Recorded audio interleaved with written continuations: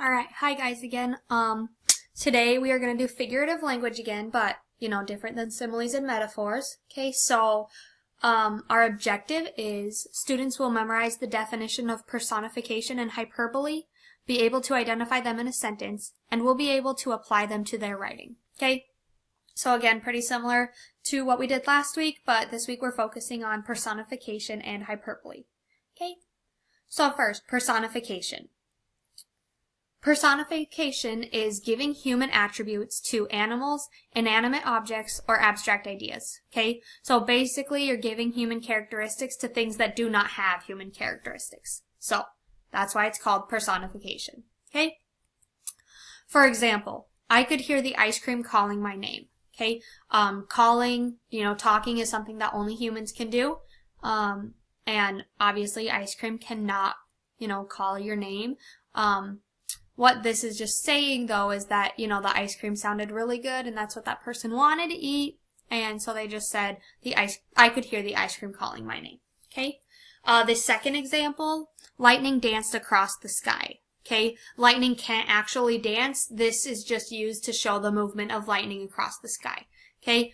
Personification is really great for, again, painting pictures in your, your reader's head, or whoever you're writing to, painting pictures. Okay, saying lightning danced across the sky, that really shows you how it moved and what it looked like, rather than just like a bolt of lightning went across the sky. Okay, those are two different sentences, and obviously the lightning danced across the sky sounds much better, much more intriguing. Okay, and that's what we want to do, is intrigue your audience and keep them interested in what you're writing. Okay. So, hyperbole. Hyperbole is exaggerated statements or claims not meant to be taken literally. Okay, this is really simple. It's just really a big exaggeration. Okay, so for example, I have a ton of homework to do. You don't actually have a ton of homework. That would be, a lot of weight, and that would mean, you really do have, that's a lot of homework, but this is an exaggeration to say, I have so much homework to do, okay? Another example is, I bought 1,000,000 things at the store last week, okay? You didn't actually buy 1,000,000 things, but it's an exaggeration saying that you bought a lot of things, okay? So hyperbole, pretty straightforward, just, a really extreme exaggeration of something, okay? So again, why are personification and hyperbole important? Personification helps your reader visualize what you're writing about, which keeps the reader interested. And hyperbole is a fun way to exaggerate your writing and give different qualities to your character. For example, like giving your character sass, okay? Or, dramatization, okay? Just, really making your reader be able to connect with and understand your character better that you're writing about. Okay, so your assignments today. First is the personification assignment. Okay, you're going to pick 8 things in the room or outside. I figured if I said in the room, you could think about the whiteboard, desks, your pencil, things like that. But I didn't want to limit you to that. So you could also pick, the weather outside. So, like the example, lightning danced across the sky. Obviously, you could do something with the weather, or, anything outside that you look at and can write a sentence about with using personification. That's fine with me. Go ahead.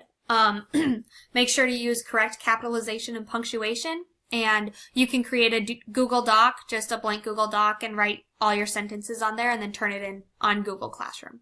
Okay? And then for your hyperbole assignment, you're going to fill out this ad-libs worksheet. So ad-libs is basically where there's sentences and there's missing pieces of the sentences. In this case, the missing piece is the hyperbole, or the really extended exaggeration of whatever it's talking about, okay? So fill out the ad-libs worksheet. All you're doing is coming up with exaggerations. Be creative. Come up with your own words, and remember, a hyperbole is an extreme exaggeration. So you really want to make this an extreme exaggeration, not just like kind of an exaggeration, okay? So the example worksheet is right here. I filled this out just so you could get an idea. But then down here, this is the worksheet that you will use. So you'll make a copy of the worksheet and link it back into Google Classroom. Okay. I'll show you the example worksheet real quick. So,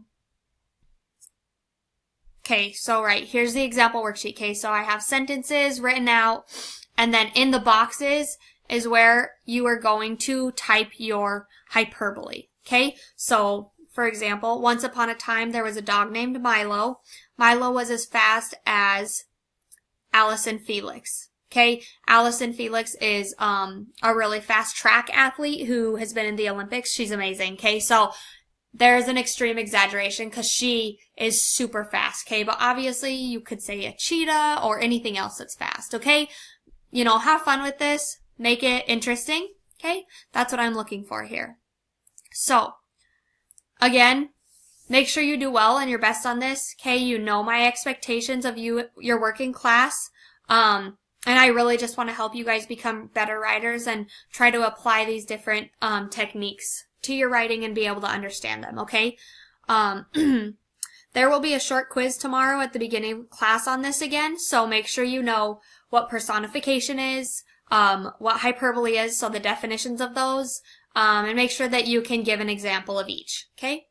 Good luck with this, have a good rest of your day, and I will see you tomorrow.